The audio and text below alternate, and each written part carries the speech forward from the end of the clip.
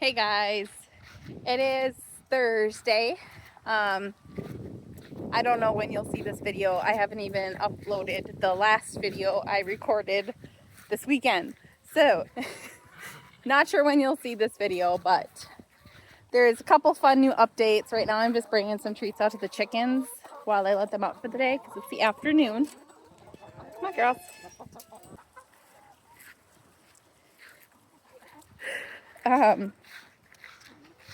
Holly, who is a little kitten, well, cat, she's about 2 years old, that came over from the neighbor's house. She just showed up one day, and then started coming back again and again, and I knew she had milk in her, so I know she had kittens somewhere, but I hadn't seen her before. So, and I noticed she was from the direction she was coming from. I assumed she was the neighbor's cat. Me and the neighbor have joked that we have 50-50 custody of her because she comes and goes so much. She had kittens over there at the neighbor's house.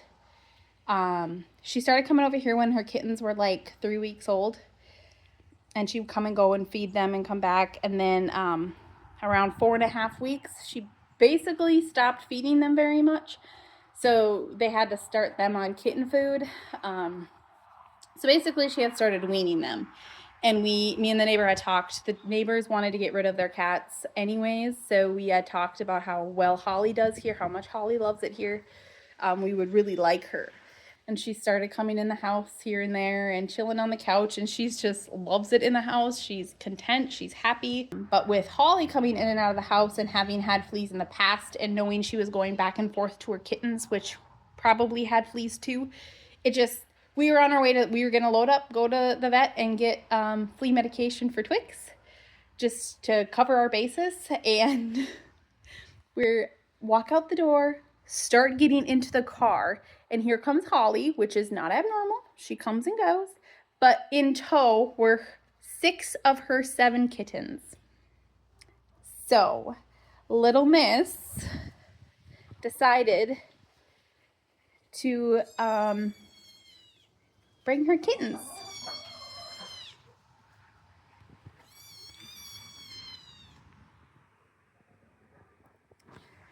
She originally had 8 kittens, one of which at about 4 weeks old somehow got away from the neighbors, and they don't know where that one went. So they had 7 left. Not sure where the 7th one got lost in translation. There are only 6 here.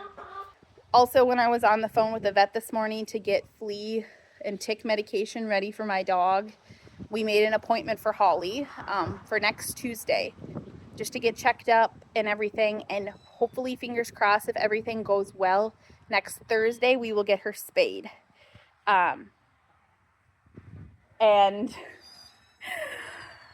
we'll get her vaccinated and all that, and then once she heals from her spay, we will evaluate her broken leg. She gets around really well with it, clearly. I mean, the neighbor's house is probably a half a mile away from our house to their house or wherever she's been keeping the kittens. So for the kittens to have made that trek across the highway and everything, it's incredible. But it's been really hard on her leg, I think. It's an old break. It's a pretty old break. It's not infected. It's not inflamed anymore. So right now she's okay. It just gets a little sore on her, I think, when she was going back and forth so much between our house and the neighbors. So hopefully now she can rest and relax. And once we get her spayed next week, she will have to remain relaxed for several weeks to heal. So at that point, I'm sure she will be a permanent inside cat as long as she can get litter box trained, figured out. The kittens will be weaned at that point because of the surgery she will need.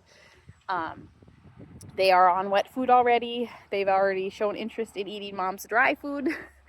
So yeah, that was a very surprising thing to come out to. I was like in shock. My daughter was like, oh, babies, and I didn't know what she meant, and I figured that out real quickly. So that was cool, stressful, all the things. We have to go back to the vet later. They ended up being closed, so we'll have to drive all the way back there later. but we did make a stop at Fleet Farm and we got some kitten wet food, some dry kibble for Mama finally. I don't know what we're gonna do with the kittens. I don't know. I think I might give them all flea baths and hoping that will take care of it. So we can eradicate the flea situation. Hopefully we can find most of these babies really good homes any day now. I mean, they're eating solid food. They're still nursing, but more so for Mama at this point. And as long as she's still got a couple nursing, as she's weaning, she should be okay. But so just wanted to share that little update. I don't know what else. There's a couple other things around here, but as of right now, moment in time, my focus is on these kittens and Mama and getting everybody settled, which we have for the most part. We have a nice little setup for them in here. But I'm sure there's a couple other things I'd like to share with you guys in this particular video in the next couple days. So, but for now, that's all we got. See you guys later.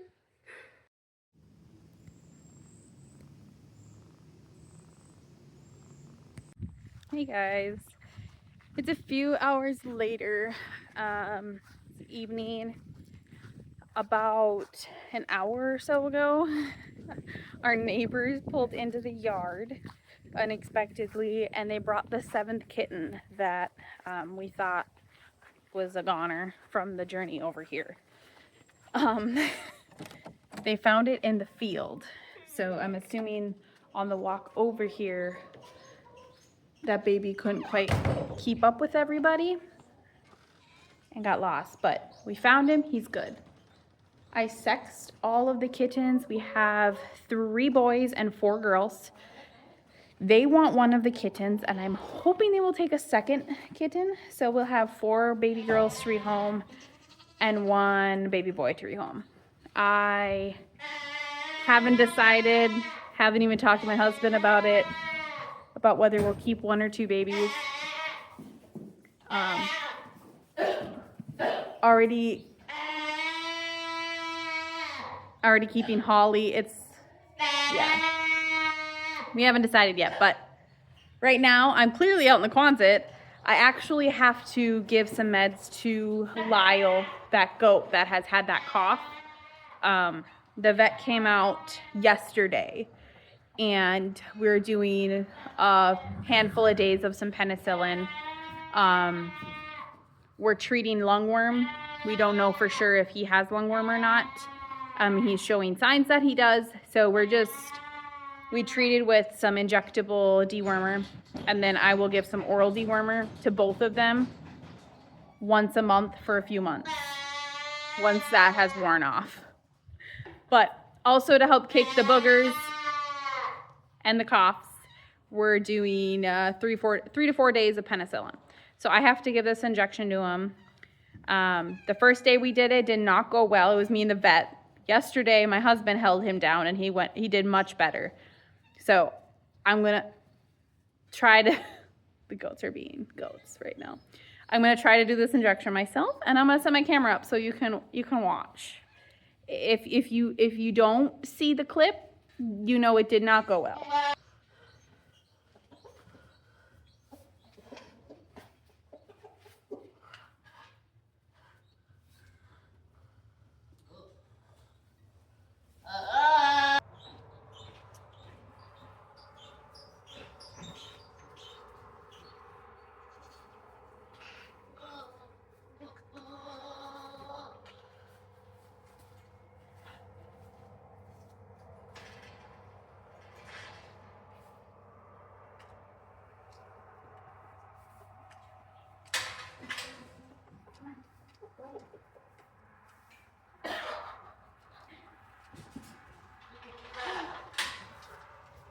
Well, that went well.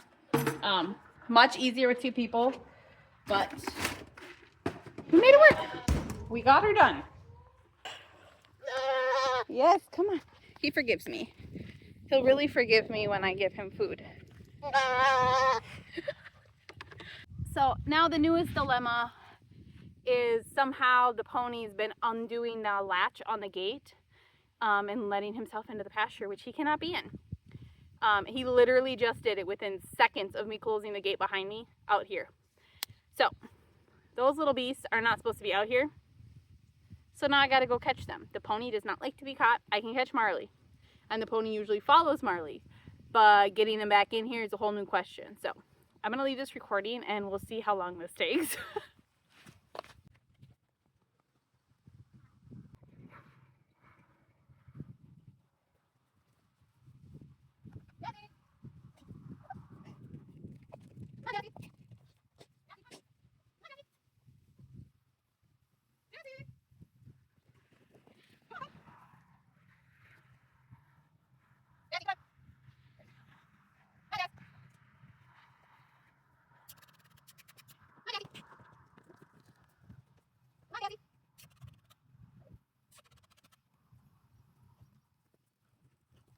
Come on, Daddy.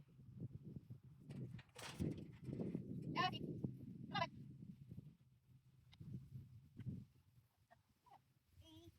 Cats at the house. Hey. Hey, don't touch that.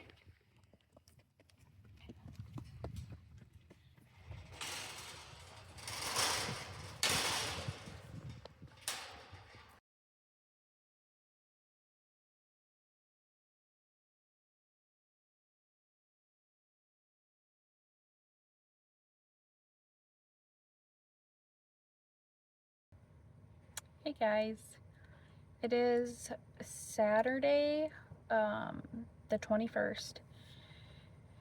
It's been 2 days now since Jem passed away. Lyle the goat is still not 100%. We're still keeping an eye on him. The kittens are all still at our house. I actually have one with me in the car right now. We are halfway through our road trip I have a wedding to attend a couple hours away from home today. And one of the kittens is actually going to somewhere very close by there. So I'm delivering the kitten first and then going to the wedding. But he's the only one that isn't with mom still, isn't at home still. I think we have everybody else accounted for, but I'm not exactly sure when everybody's going to their homes. We are probably keeping 2 of them, but yeah. Holly got spayed on Thursday as well, like we didn't have enough going on. Holly got spayed on Thursday. It went really well. She did great yesterday. This morning, however, she's having a couple issues which are not ideal, but I'm hoping it ends up not being a big deal. I'm just overly paranoid and being a helicopter mom after our week with Jem. I'm parked at this campground and I am looking across this river and I'm seeing that there are buffalo in a fenced in area. I'm like, oh, that's a cool statue. And then I'm like, wait, I see hay and a large fence. That is a real buffalo, which isn't abnormal around here for places like this to keep buffalo. It was just funny. Anyways, meow, little boy. He's been a good road trip partner so far. So I want to talk about Jem, what happened with her. I'm very, very, very sad about Jem. So Monday night, I went out to go do chores. And I noticed Jem was laying down right inside the door of the Quonset. And usually she's greeting me and running around and rubbing on my feet and my legs. And she was just laying down, looking very lethargic and panting very fast. And I picked her up and I tried to set her up on her feet just to try to get her to like wake up. And she stood, but she was pretty wobbly. Her respiratory rate was very high. Her temperature was very high. You have some sort of infection going on in your body, but your lungs sound clear. So why are you struggling so hard to breathe? So my husband was like, hey, no, this place in town has emergency services now. So I was like, great, cool, called them. So we took Jem in. They took an x-ray right away. With a cat, it's easy to get a kind of a full body x-ray just to see if there was any damage. The lungs looked great, but there was a bunch of fluid built up around her lungs. In her thoracic cavity around her lungs, there was a bunch of fluid. So right away, they did a thoracentesis, so they drew fluid out of her thoracic cavity, and they got 150 mils of pus off of her chest cavity. That is a lot. That is half a pound, and she is a 7-pound cat. So that was a lot. That would make sense why she wasn't breathing very well. She did not immediately start breathing well. Honestly, I don't know that she ever did start breathing better again. And we thought at first that it's because, maybe it's been slowly building up for a while, so her lungs really have not expanded fully in a while. So maybe it just is going to take a little time for them to realize that they can expand fully again. Put her on some pretty heavy antibiotics right away. And I took her home with the idea that if she starts breathing worse again or declines in any way, to bring her in. The next day I went out there, she was she was the same that she had been the night before the next morning. So I was like, oof, not ideal, but we're okay for now. I let her out so she was able to kind of roam around and do her thing. I thought maybe that would make her feel better. Later that day at like 1 o'clock in the afternoon, I went out there to go check on her and do some other chores, and she was down. She had found a little hidey hole in all of the stuff we have in the Quonset, so I had to find her. She was meowing furiously. I had to go find her, and she was down. She could not stand anymore. She was panting really bad, so I brought her back into the emergency room.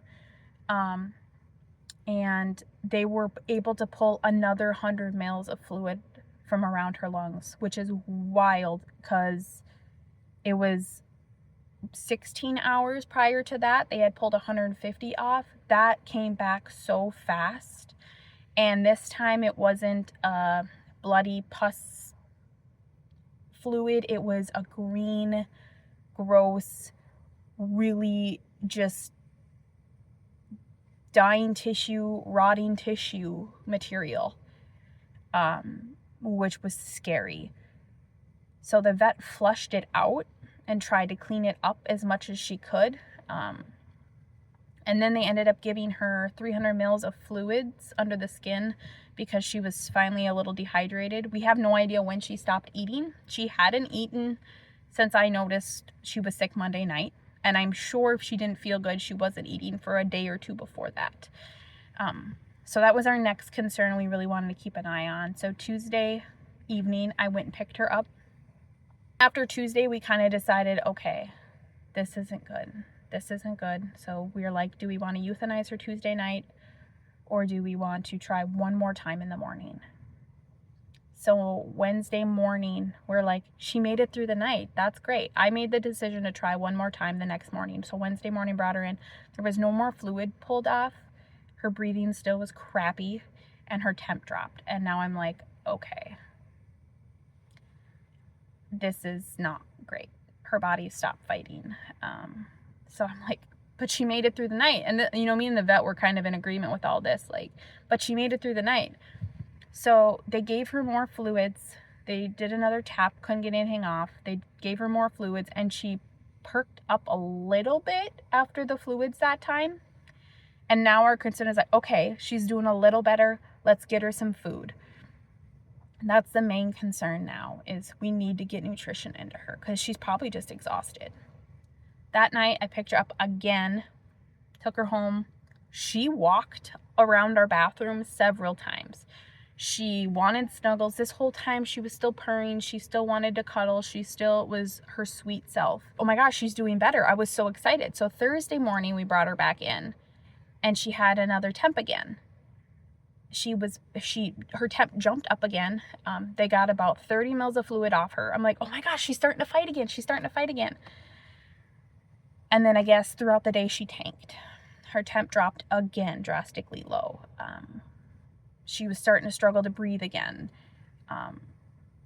They tried to give her an appetite stimulant to eat, and it didn't work. So they were going to send me home Thursday night with another appetite stimulant to try to get her to eat. And then if she wasn't eating, and if we were willing to spend the money on it, they were going to put a feeding tube in her on Friday.